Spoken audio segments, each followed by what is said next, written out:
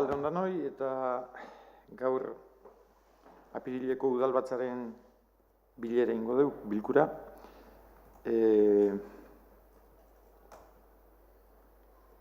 Ane eta Xabi ez dakau gaur gure artean, baina pixkate esan dugu ezin etorri agertu dugu eta gero batuko jabarduan.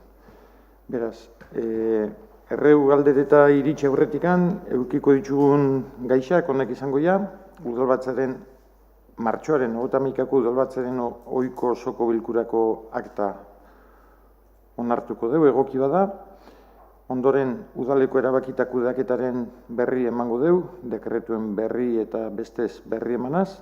3. puntuan, hiri lurren balio gehikuntzaren gaineko zergaren ordenantza fiskalaren aldaketa proposatuko da, onarpeneako.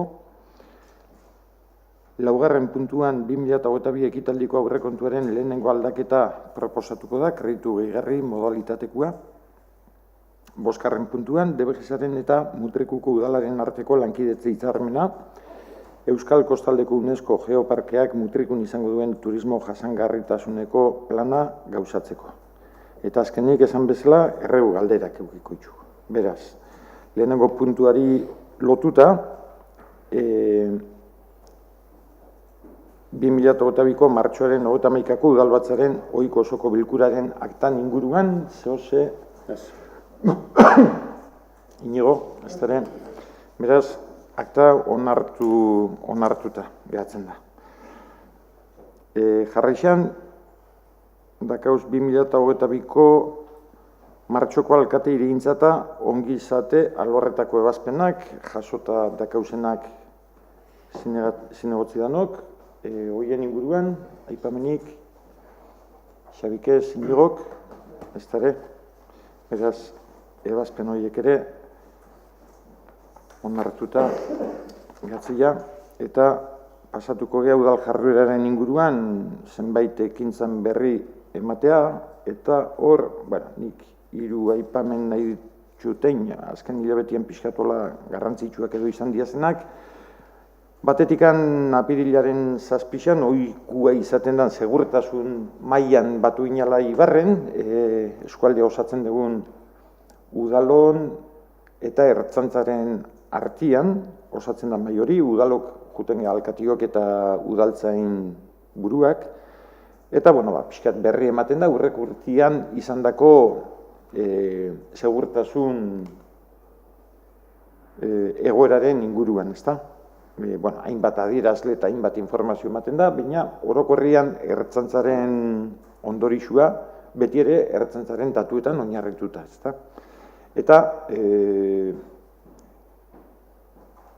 ertzaintzaren balorazio izan da 2021 urtea ontzat ematen dugu, positibotzat ematen dugu, eta pixka sentsazioa bada ertzaintzaren ikuspegisa badala eta herrikua akaso beste badala. Horren lanketa bat abiatu dugu udaltzaingoekin, ikusteko pixkat herri mailan jasotzen diazen salaketak, kexak, udaltzaingotikan pasatzen diazenak, eta ertzaintza iatzen diazenak, aurrez aurrepinik, konparatu, eta ikusi ertzainei kateatako ondorixo hori eta herri mailan dauan kasuen egoera edo, bat datozen, eta gero, eurekin ertzaintzakin ere urtean ziar lanketa bat etxen da, komunikazioa dakai udaltzaingoak eta ertzaintzak, eta, herriko ikuspegi hori jaso behar dugu, ez? Askotan, ertzaintzak esatezu, mutrikun ez du inolako arazoik, eta herrixan bai dauela olako sentipen bat, lapurretak, danok ezautzen ditugun kasuak izatea, ezta? Eta, hori ere ingendula, pasatu gendun. Gero apirilan 13an, bigarren zea bat euki gendun, bilera nahiko garrantzitsu izaten da, baino izan beharko litzake guretzat, eta da Gipuzkoako hondartzen maila. Diputazioekin batea jarri ginen, kostaldeko udaldanok, eta ekainaren 15etik irailaren 15 izango dan denboraldi, hondartza denboraldi ofizialaren aurkezpena ez, oandikan aurkezpen publiko ez da, baina horren lanketa ez da, hartu zen izpide, baina, bueno, han bileran geunden batzuk azpimarratu genduen ondo dagoela, 3 hilabete horrek ondo preparatzia, ala tokatzen zakulako ez da, baina ondartzak 3 hilabetean, baino 12 hilabetean da kauzela guk, ez da. Eta guri tokatzen zakunez, gero ere errepikatu ingozaku puntu hau, baina mai gainen ipini nintzu zen, bigai, bat garbiketa eta bestea sorospena, guetzat zehan undixea dakenak, erreperkusio undixea dakenak, eta, bueno, guretzat baino geixo diala pentsatzen dugunak, ez da? Garbiketan inguruan datu bat, bi datu konparazioako, ez da? 2021 urte osuan, hau da, 12 hilabetetan, batu zian mutrikuko ondartzetan, 157 tona sakar. Sakar esaten detenian, ez da, sakar egurra vegetala eta asko da, ez da? Baina, bueno, eurak ondakintzat izendatzen dugu, eta tratamendu ere ondakinen ematizue. Ondartzetan jaso, garbitzuta jaso diputazioak etxen dugu, diputazioak kontratatutako zerbitzuak, eta kamioian sartzen dugu, eta kamioitxikan aurrea horiak guri faturatzen digute ondoren, ez da? Nolabait, zaborra balitz bezala, zaborra balitz, bekudaketa esaten zakona, hau da, bilketa, kaleko bilketa hori, eta ero goikudaketa esaten zakona, hori zabortegira eramati, ez da, zabor hori. Ondartzan pixkat eskema bea jarritzen da, bat itxen da bekudaketa hori diputazioa arduratzen da eta jasota itxen dugu, eta ero goikudaketa ondakin horrek botatzia udalak hartzen dugu. 157 tona 2021 urtean, eta 2022 urtean 3 hilabetetan 186 tona. Iazko urte osuan baino 19 tona gixo, 3 hilabetetan. Horren hori oso kasu berezia da mutrikukua, gainerako herrixetan emate ez dana, batez ere dano dakigu, da deba ibaixak ekartzen duan dana ondarbeltzea aiatzen dalako, eta horrek ematen digu karga hori, ez da. Kasu berezia dan aldetik, diputaziotikan lehenu ere uste hemen komentatuta dakatela, ez da. Egin dule idatzi bat, idatziari erantzun bat ere mantziguten, etzen izan baikorra, baina hor segitzen dugu, eta gai hori bereziki eta aparte baten tratatzia proposatu zegoen, da ala etxeko asmotan geha, ez da. Baina, 157, 186, 12 hilabete, 3 hilabete, hori pixkate zehazta. Eta oso orospen dana, ize berririk ez, jarraitzia gure aldarrikapenakin, nik uste mutriku udalak ja urte asko dara matzala kontu honekin, eta da, sorospen zerbitzu hori, herrirako zerbitzu utza izatetik, gizarte osuarentzako zerbitzu dan aldetik,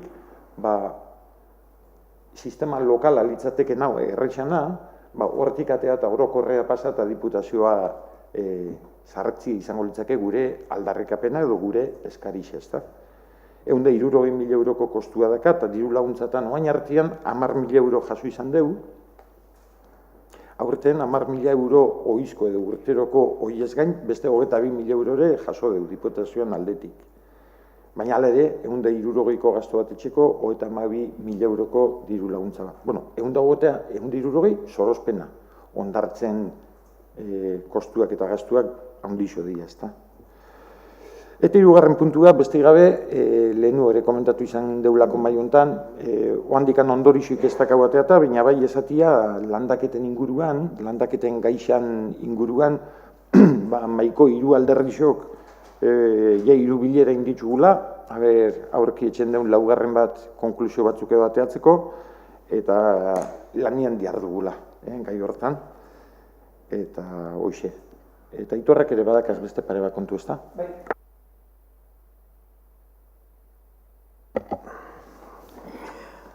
Opa, atzaldeon. Kirolakin hasiko nahi, aurreko plenuan esan nuan bezala, Mirueizko frontizaren eraberritziarekin hasi gea martxan. Orduan esan ginen noiz hasiko ginen martxan, baina, ja hasi gea martxan. Orduan hau dela eta frontoia itxitxeukiko reu usteileko lehengo aste arte. Gaur egunean, ja beha zapatien dado, zapatien bihar izan da, arrixak ekartzeko da arrixa posizionatzeko, bertan frontizan ipintzeko, hauen da azterketa geologiko bat egin da gero, eta datorren hastian jasikoria arrixa ekartzen da kolokatzen. Aurre ikusten deuna da, ekainako eta laurako ja arrixa o frontiza ja einde ongorala, da horren atzetikan jasiko ginateke, beha toldua aurreatzen eta txapa berriz ipintzen.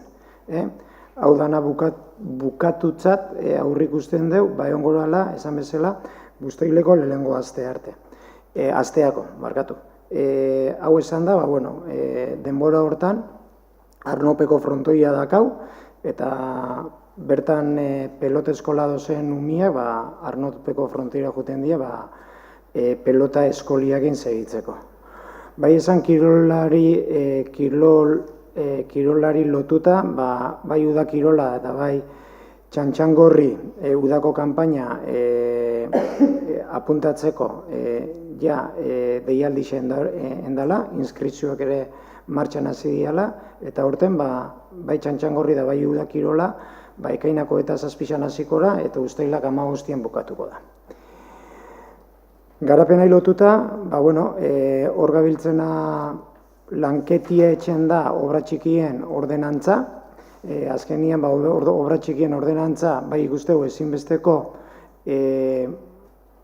aktibidade bat esan behar dela, ordenantza horrekin, obra txikien baimenakin, obra txikien ordenantza horrekin nahi deuna da hasiera baten 3 punto diferente lagundu, bat esango zala da gremioa beraien lana plangintzatu, udala bere gestioa eta zerbiztua erraztu eta azkartu, eta azkenian emaitza.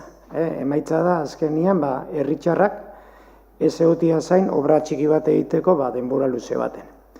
Orduan, kronograma badakau definitzuta, eta kronograma horri eskutan hartuta eta aspekto legal dana kontutan eukitza, aurre ikusten deu, obra txikien ordenantza hori hasiko dela aplikatzen irailean.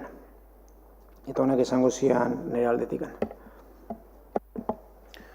Bai, eta nire aldetikan komentatzeko, mutiku eta doa lotzen dituan zubiko obrak aurrea dikoazela bukatziar ikusitzen da bukaeria ikusitzen zako, pixka luze dihua bukaeria bere, baina nahiko ondo dihua.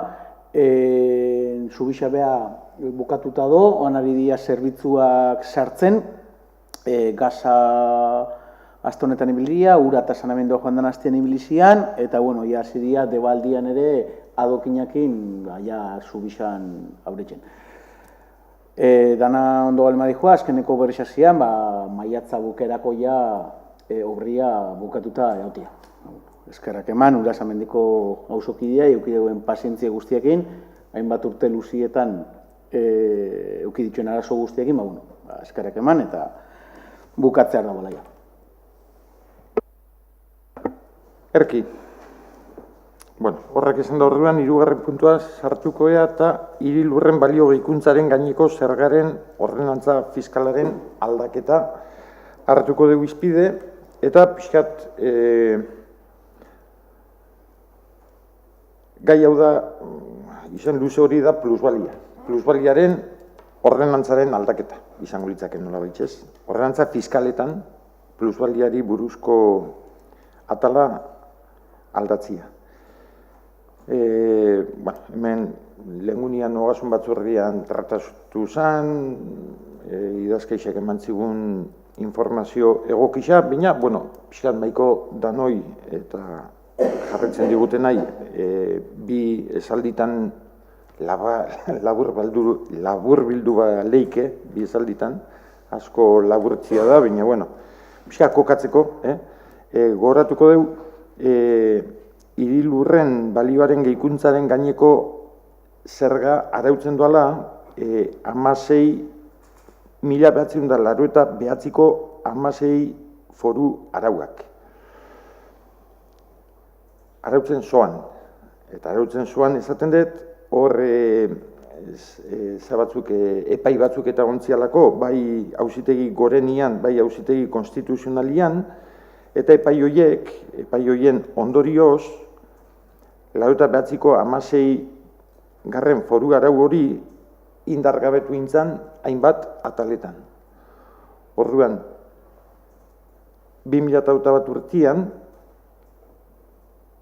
7. foru dekretu araua atea zoan, erabaki zoan foru aldundixak, aurreko foru arauen kontra edo foru arauak aurrekusten zituen hainbat atal baliogabetu horiek jurisprudentziari egokitzeko. Orduan, 2001ko 7 foru dekretu arau horren ondoren, udaloi tokatzen zaku, katia izegitzia, eta geure araudisa egokitzia. Hori da, azken baten, hemen etxen dana, ez da proposatzen dana. Ez da ordenantzaren aldaketa bat, da egokitzapen prozesu hortan, udalok enbiar ditugun egokitzapen horiek, onartzia edo egokitzia plusbaliakin jarraitu ahal izateko. Ordenantza jasotzen dituen elementu guztiak, bai zergagaia, salbuespenak, sujetu pasibuak, zerga oinarriak eta barrak, bere hortan segitzen dugu, eta labur esan deten moduan, jurisprudentziari egokitzeko atalek batez ere hartzen dugu kontuan ondasunaren edo ondasunak okupatzen duen lurzorua, hori data, balio gehikuntza aplikatzen zaiona, gehikuntzaren balorazioan egon izan da eztabaida, ezta? Eta horren definizioan etxen dia zen aldaketak.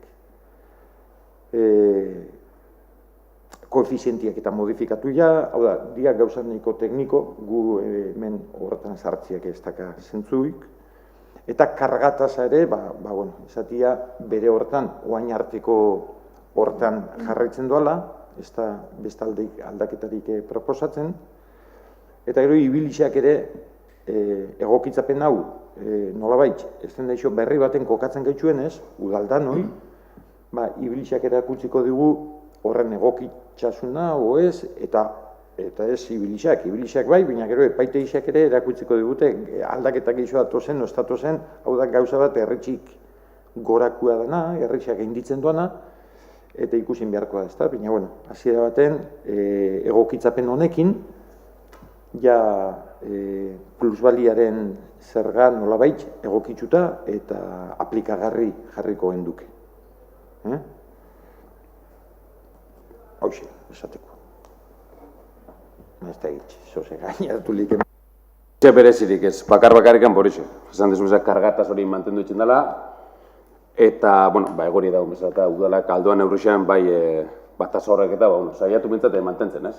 Eta joera egez eukitzen, eta komentatu ginen aurrekoan, eta egoki, ondo iritzerago. Gure partetik hanbe ez dakau erabakitzeko gauzan dirikan, egokizun beharrea bai edo bai.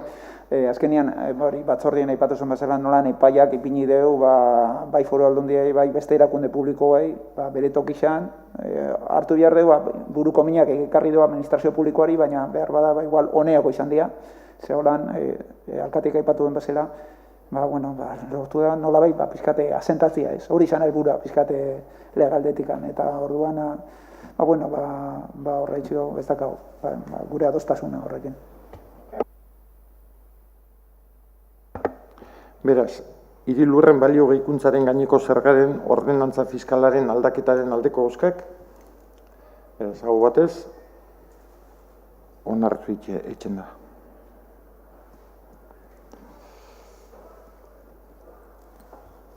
Laugarren puntua, 2022 ekitaldiko aurrekontuaren lehenengo aldaketa, kreditu gehigarri modalitatea. Hemen, 5 partidatan aldaketa bat etxia proposatzen da. Apirilean 25, astelenian izan genuen ogasun batzordian presentatu zian, eta gaur plenoa ekartzen dira.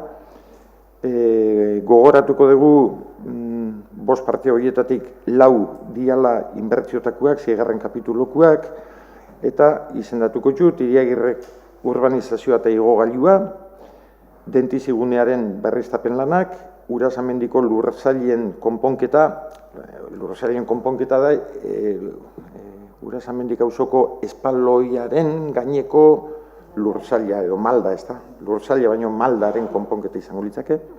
Eta Jose Mari Altzibar igogailua. 4 partida hauek, 4 lerro hauek, aurrekontuan, abenduan izan genduen aurrekontuko udalbatzan, plantatu gendu zen 10 eurokin irikitzia, eta 10 euroko ze hori izan kontu simboliko bat, nolabait adirazteko horiek garatzeko borondatia zauala, ez da? 4 hauekin batea, gogoratuko dugu, Egaña frontoiaren estaldura ere iriki gendula 10 eurokin, baina hori ez dugu ekarri, oandik ere lurran inguruan, lur kutsatuaren inguruan sortu dan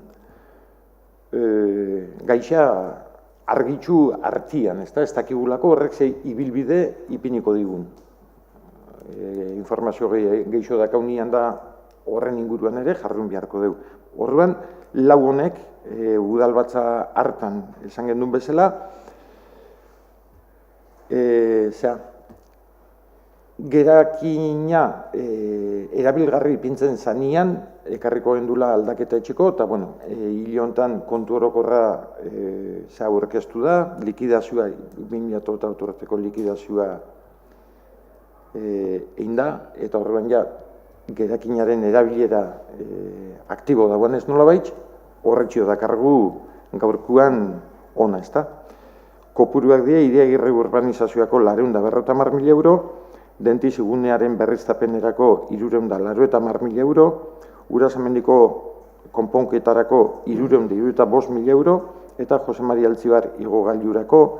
Igogailua honek 2 elementu ditu, batetikan igogailuaren obrabea, eta horrekin batea, espazio horretan dauan gaz depositua eta gaz aldameneko txiai gaz hornidura ematen zaien sistema hori aldatu biharra, ez da? 2 elementu horrek eukiko lituzke, eta partida horretan 1.100.000 euro batuko liakez. Honedia proiektuak, mai gainean dauden proiektuen gainean egindako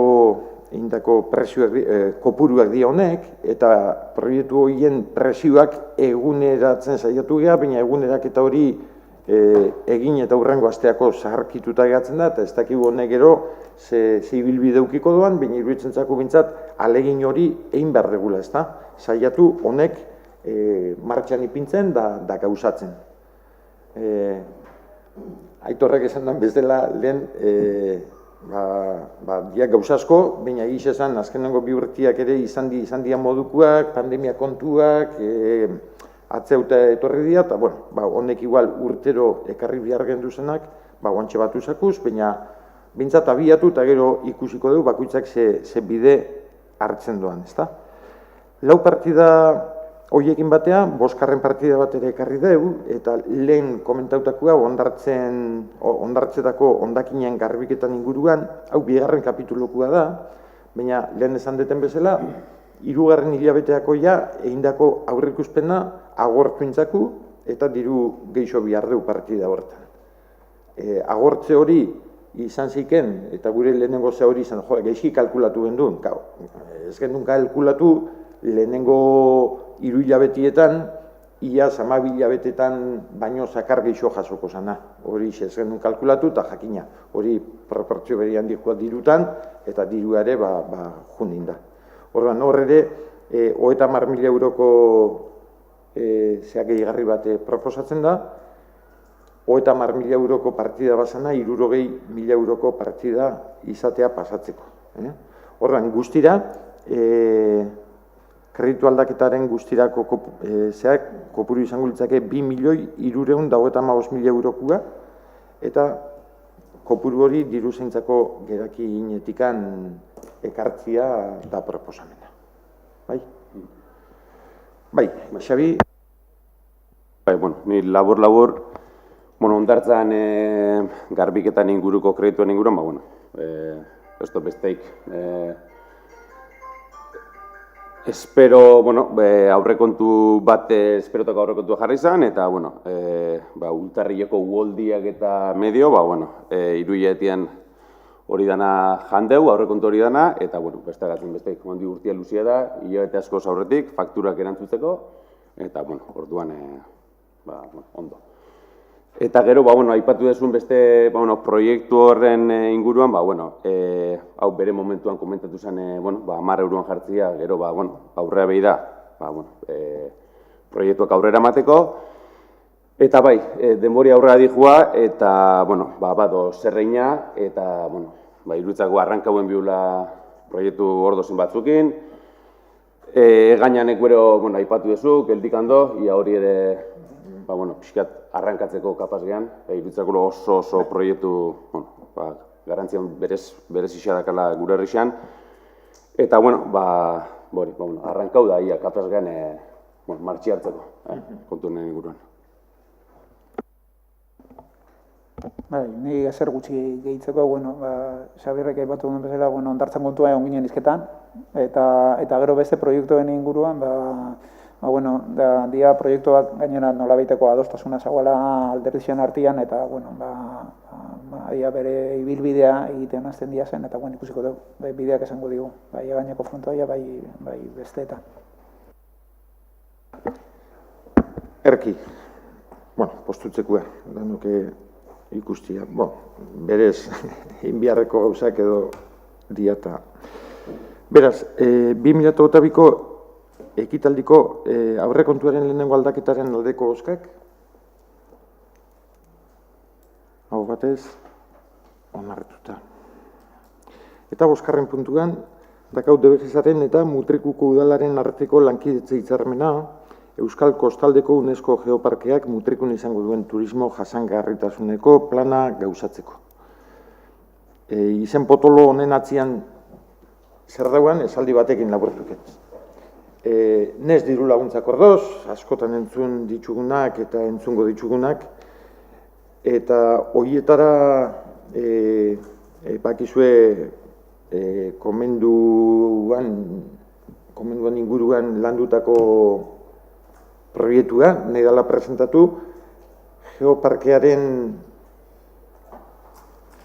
programa baten barruan, Debako eta Zumaiako udalekin batea. Eta geoparkearen baitxan aurkeztia ez da kapritxo bat, ez da gu hasiera baten plantamenduak jardun genduen udal bezala aurkezteko eta zer emateko, baina turismo sailetikan, Eusko Jaurlaritzatikan, Eusko Jaurlaritza da gai hortan diru laguntza hauek bideatuko ditunak, Madrildikan jasotako diruak banatuko ditunak, eta orduan handikan jaso genduen gomendioa edo gidalerrua izan zen, udal bezala, bakarka aurkeztuta baino, batea aurkeztuta, proiektua zendu izango litzatekela, bat ingo leukela Eusko Jaurlaritzaren pentsamenduarekin, eta orduan gomendio horri jarraiki, ikusi genduen batu gintzaken erakundia DBGS zala, alde batetik Debata eta Mutriku DBGSako kide gehalako, zuzenian, geoparkea sorreratikan DBGSatikan abiatu zen, edo DBGSak lagundu zien udalei geogarapen sortzen, eta Zumaia eskualdeko udala ez izateakoan baliatu zen DBGSaren estatutuetan jasota dauela DBGSak zerbitzu eman ahal izango diela bere udalei noski, baina baitxare halako programetan, hau da, programa bateratuetan ondoko mugakide dian herrisei ere, eta horrean, Zumaia, Deba eta Mutrikuri zerbitzu emate aldea, DBGSA izango da bideratuko doana diru laguntza eskarisa. Orduan, diru laguntza hori eskatu ahal izateko, hitzarmen hau pasatu behar dugu 3 udaletatik, eskua emateko DBGSA. Bueno, saldi bat baino gizu esan dugu. Aitor, ez da, izakondu lehiken hau? Ez, Joseba, hori hola da. Azken finean, hor gozena da geoparketikan, zuk esan zen bezala, Zumaia Mutriku da Deba, baina gero DBGSan inguruan Deba da Mutriku. Honek itxen doana pixka da, hitzarmen bat ipini, bai, DBGSak beak diru laguntzan kudeak eta eramateko. Esan bezala, azken finean do proiektu global bat, geoparkeia beha lideratzen doana, geoparke tikan di juana, bai Zumaiakua, Mutrikukua dabako entaulatzen doana, orduan, hitzarmen honek esaten du, pixkate DBGSa beak kudeatuko doala, diru laguntzan, diru laguntzia. Eta, bakarrikan, hitzarmen hau esango zen, 4 urteako. Bai, ez guk, izan ez dako garazoikan DBGSakin hitzarmen bat sinatzeko, eta Debako eta Zumaiako udaletxeekin, geoparkean ere alagoz, 3 udalak, eta DBGSakin bat egin da, eta gu horrekin ados goz, eta hortako txedo DBGSa ondo ikusten dugu. Baina Nest funtzak aipatu dira, eta Nest funtzeta 3 udalek DBGSakin batea aurkeztutako proiektua da komenduaren proiektua, Mutrikuren kasuan.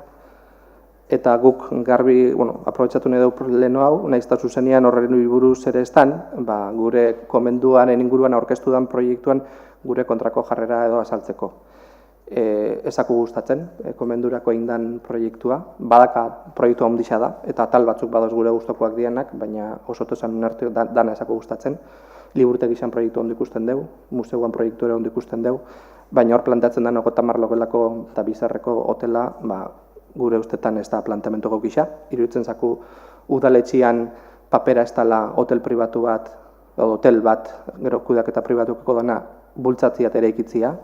Beste kontu bada, iniziatiba pribatu bat ongo baltzake eta udalak hori laguntzia.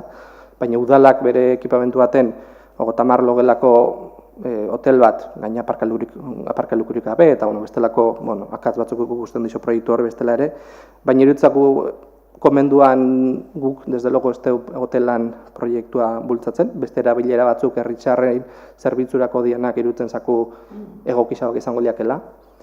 Egisa da proiektu ondisa dela, prestatu den proiektuak ere 8 milioi euroko aurrekontua daka, esagerazio bada. Ziren ustezan 180 arteko diru laguntza etorriko zela Europatikan, gaur da eguna, ia 110 bat edo 12 bat jasotzia aurkezten dela gehien ez ere, jata jasotzen baldin bada. Orduan hor, diru kopuru haundixena, parte haundixena udaletxe bere gain hartu beharko dugu, nahiz eta badakitzu hain faseka edo planteatzen den, osoto zeunian ezin zakolako horri aurre egin udaletxen partetik, baina gu ez goz, proiektu osotasunean, proiektu horren alde ez goz, hotel hori ez dugu hor ikusten, turismo blogoak ere buruz alantza dakau, turismo blogo batentzako leku egokizena dan komendua, iruditzako igual oin dagoen lekua egokizagoa dela, erdigunean, herrixan erdigunean, turistak hartzeko, eta herritxarrentzako informazio puntu bezala ere baliatzeko. Baina hori, guk uste dugu horri beste buelta bat eman alzakola, beste hausnarketa bat egin aldala, liburutegisakin eta museuakin hasi, lehenengo fase moduan, eta batez ere guk beti izan deunakin eraikinean egonkortasunakin edo konsolidazioakin, horreko legislaturan adostu gendun 3 alderdizien artean, teilatua eta estrukturia egonkortzeko proiektu bat, 3 danon adostasuna lortu genduna, proiektu bat ere izan, bai teilatua berritzeko eta bai egurrezko egiturian inguruko azterketa bat ere izan. Eta guk horrekin, iruditzako arrankatu behar da, bestela urte asko dijoa utzikan, eta hori eraikin hori ondatzen dijoa, deterioratzen dijoa, eta azkenean guztiz izorratuko da. Orduan, iruditzako hasi behar da. Zertan, lehenengo fase baten, eraikina egonkortu, eta lehenengo zerbitzu horrek, danok nik uste eta odoz ikusten deunak, liburutegi eta museoa aurrea botatzen. Hotelan inguruan, nik odo guk eskatuko duguna zen, jake lehenengo fase honetan ez da aurre ikusten, hausnarketa bat etxia eta hori replanteatzea. Gu desde logo ez dugu horren alde ingo, eta horretxikan puntu honetan abstenitzen goga.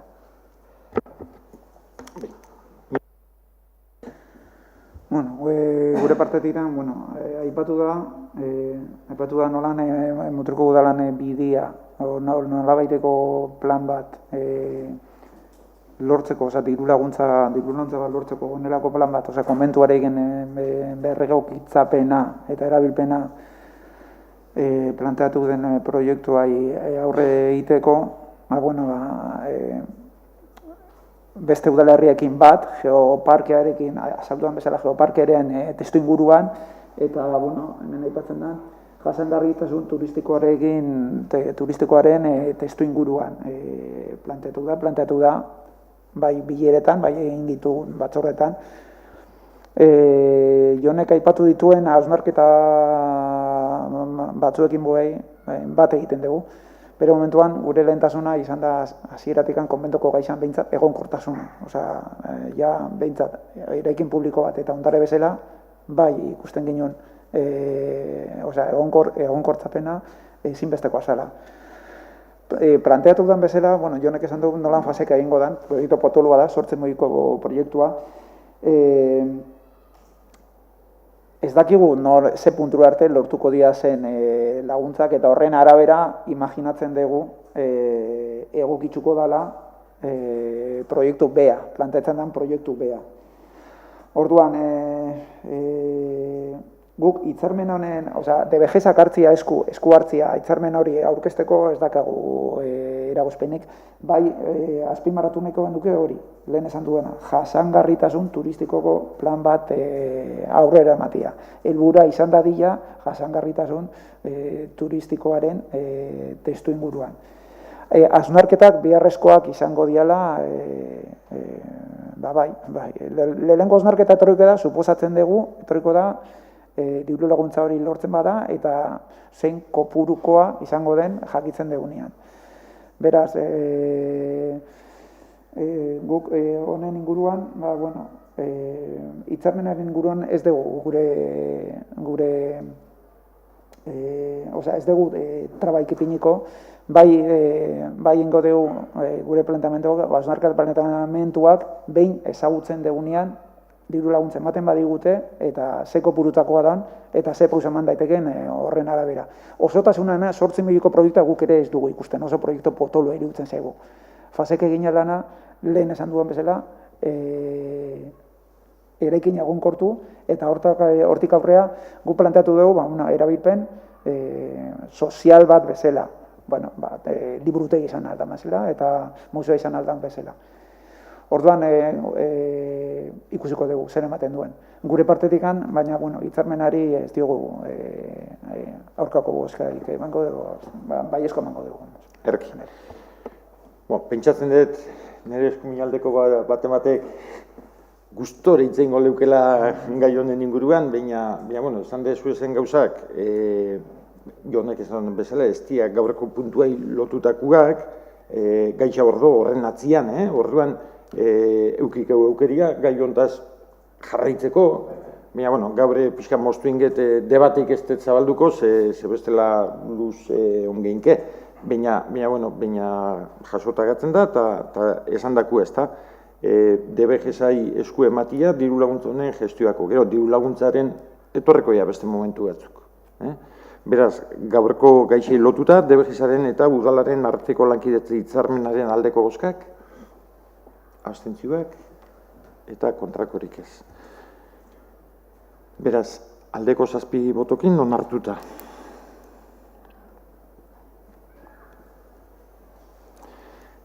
Erki,